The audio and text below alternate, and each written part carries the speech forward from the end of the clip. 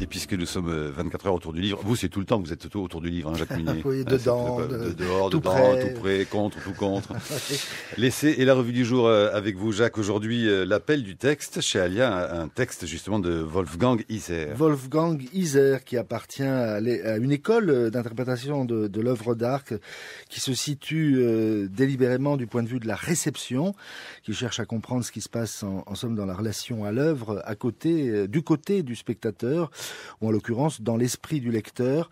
L'école de Constance, c'est ainsi qu'elle s'appelle, était l'un des foyers intellectuels de l'Allemagne d'après-guerre, dont l'autre figure éminente fut Hans-Robert Jooss, l'inventeur du concept d'horizon d'attente, le système de référence spontanément mis en œuvre par l'acte de lecture, comme par exemple l'expérience préalable qu'on peut avoir du genre dont relève le texte, les romans de chevalerie pour les lecteurs de Don Quichotte, ou encore l'ensemble diffus des connaissances, des croyances et des valeurs présentes dans l'air du temps et dont l'auteur peut aisément présupposer qu'elles sont familières à son lecteur.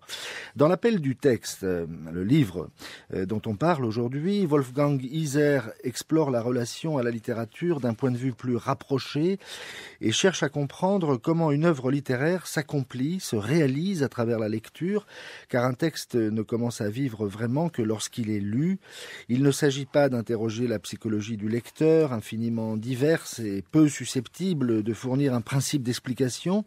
Il s'agit de mettre en lumière cette structure du texte littéraire qui incite le lecteur à s'impliquer dans la fiction pour en délivrer le sens en soi et pour soi. Le titre allemand de l'ouvrage est d'ailleurs dit Appelstruktur der Text, la structure d'appel du texte. C'est cette constitution, cette complexion propre à l'énoncé littéraire qui rend possible cette interaction féconde et nécessaire et qui distingue la fiction de la description objective où le lecteur se contente de mettre en perspective ce qui est décrit et la connaissance qu'il a de la réalité, ou encore le texte à caractère performatif qui génère lui-même son objet, lequel s'impose alors au lecteur comme dans un texte de loi qui prescrit la norme.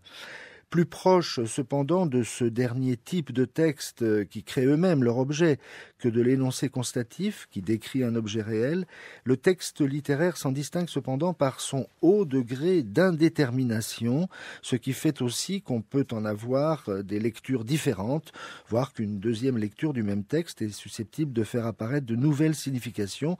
C'est une expérience que chacun de nous a pu faire.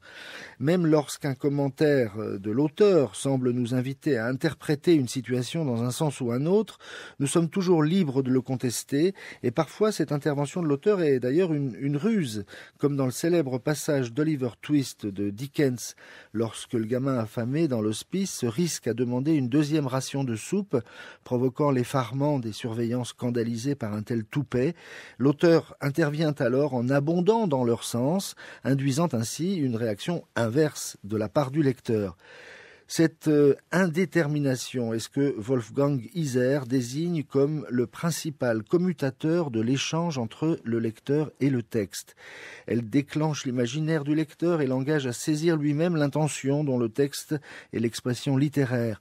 C'est ce qui lui fait dire dans un beau paradoxe que le roman passe sous silence ce qui le constitue fondamentalement. Et c'est ce qui explique aussi, selon lui, pourquoi les grands textes littéraires semblent résister au siècle.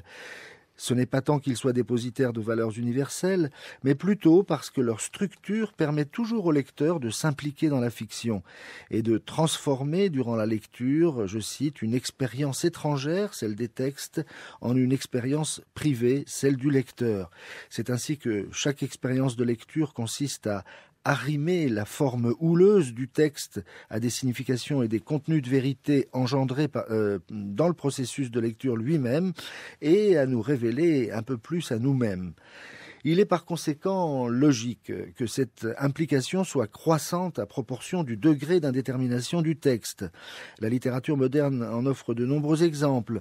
Wolfgang Iser examine d'abord le cas du roman feuilleton. Dans cette forme, on le sait, le roman se construisait souvent semaine après semaine et certains auteurs, comme Dickens, tentaient d'apprendre dans l'intervalle comment les lecteurs avaient imaginé la suite pour s'en inspirer. Pour lui, les lecteurs étaient devenus de véritables co-auteurs. Ici, au principe d'indétermination s'ajoute la coupure, qui incite le lecteur à combler un vide, celui laissé par la fin de l'épisode, et nombre d'entre eux se prenaient tellement au jeu qu'ils préféraient le roman sous cette forme que dans la forme aboutie et complète du livre qui paraissait ensuite. Certains, au contraire, comme Crabb Robinson, cité par Isère, trouvaient si passionnants les romans de Dickens publiés en feuilleton que pour s'épargner les angoisses dues aux interruptions qui reportaient sans cesse le dénouement, ils préféraient attendre leur édition en volume. Le degré d'indétermination peut donc excéder notre seuil de tolérance. C'est le cas au XXe siècle où de nombreux romans requièrent une projection massive de signification et il faut y mettre du sien pour que du sens se forme et s'agence dans la lecture. C'est le cas notamment chez Joyce ou Beckett, lequel, je cite, donne l'impression au premier abord de vouloir exclure le lecteur.